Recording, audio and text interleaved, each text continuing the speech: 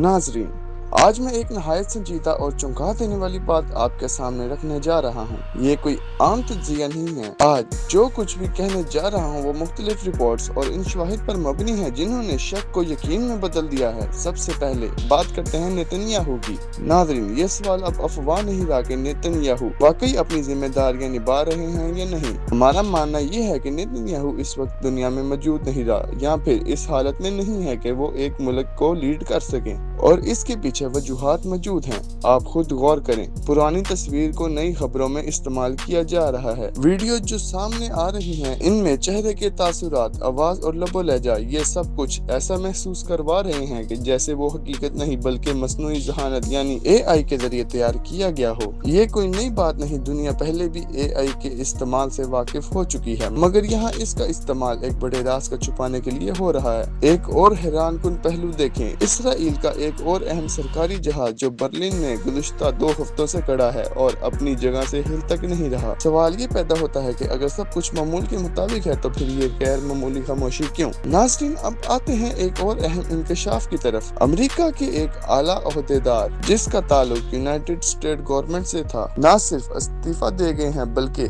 इसने मशरिकी वस्ता में होने वाली मुमकिना जंग, खास तौर पर ईरान के हवाले से ऐसे राज फाश किए हैं जो पहले कभी खुलकर सामने नहीं आए थे। इसने कहा हकीकत वो नहीं जो मीडिया पर है, और अब एक निहायत हसास मौकफ अली लारजानी। नाजरीन, इनकी मौत को एक अहम वाकया समझना बहुत बड़ी गलती होगी। बाज़ हलकों के मुताबिक ये एक नई हिकमत अमली का हिस्सा है जिसे स्ट्रेटेजिक मॉर्टम कहा जाता है। ये इस्लाह सुनने में अजीब लगती है, मगर इसका मतलब ये है कि किसी शख्स की शहादत को एक बड़े सियासी या अक्सरी मकासद के लिए इस्तेमाल किया जाना, ये कोई मनफी बात नहीं बल्कि एक सोचा समझा कदम हो सकता है। ईरान की तरीक और इसकी क़ियादत को देखते हुए ये मुमकिन है कि वो ऐसे इक़दामात को एक ताकत के तौर पर इस्तेमाल कर सकते हैं, एक ऐसा हथियार जो रवायती हथियारों से ज्यादा असर रखता हो, क्योंकि ये अवामी जज्बात, आलमी रद्द-ए-अमल और सियासी दबाव को बैक वक्त मुतहरिक करता है। नाज़रीन, आज की दुनिया में जंग सिर्फ मैदान में नहीं लड़ी जाती बल्कि इत्तलात, मीडिया और नफ्सियाती हरबों के जरिए भी लड़ी जाती है। जो कुछ हम देख रहे हैं वो शायद एक बड़ी तस्वीर का छोटा सा हिस्सा है। मैंने आपसे कहा था कि ये मामला आम नहीं है, और अब जो चीजें सामने आ रही हैं वो इस बात की तरफ इशारा करती हैं कि कहीं न कहीं कुछ बड़ा छुपाया जा रहा है। जरा एक मिसाल से समझें, ऐसा लगता है जैसे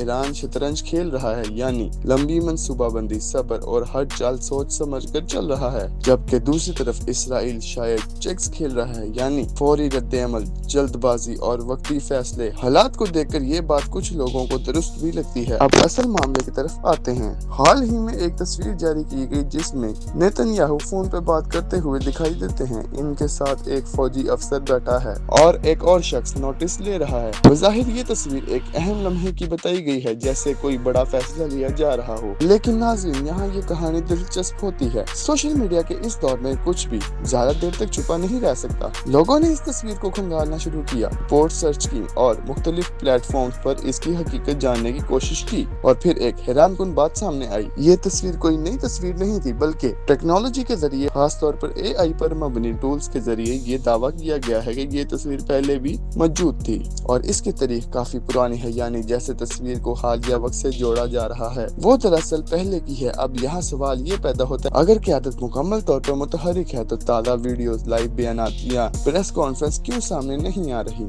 नाज़रीन, ये सवाल सिर्फ मेरे नहीं है बल्कि दुनिया भर में लोग यही पूछ रहे हैं कि क्या वजह है कि पुरानी तस्वीरों को नई कैप्शंस के साथ पेश किया जा रहा है। क्या ये सिर्फ एक इत्तेफाक है या फिर किसी बयानिए को मजबूत करने की कोशिश की जा रही है। यहाँ असल बात ये नहीं है कि तस्वीर पुरानी है या नहीं, बल्कि असल सवाल ये है कि क्या हमें पूरी सच्चाई दिखाई जा रही है। नाज़रीन, मैं आपसे यही कहूँगा कि हर खबर को आंख बंद कर कबूल मत करें, तहकीक करें, सवाल करें और हर जाविये से चीजों को देखें, क्योंकि सच हमेशा सीधा नहीं होता। कभी कभी इसे समझने के लिए गहराई में जाना पड़ता है। आपकी क्या राय है? क्या ये सब महसूस गलतफहमी है या वाकई कोई बड़ी हकीकत पर्दे के पीछे छुपी हुई है?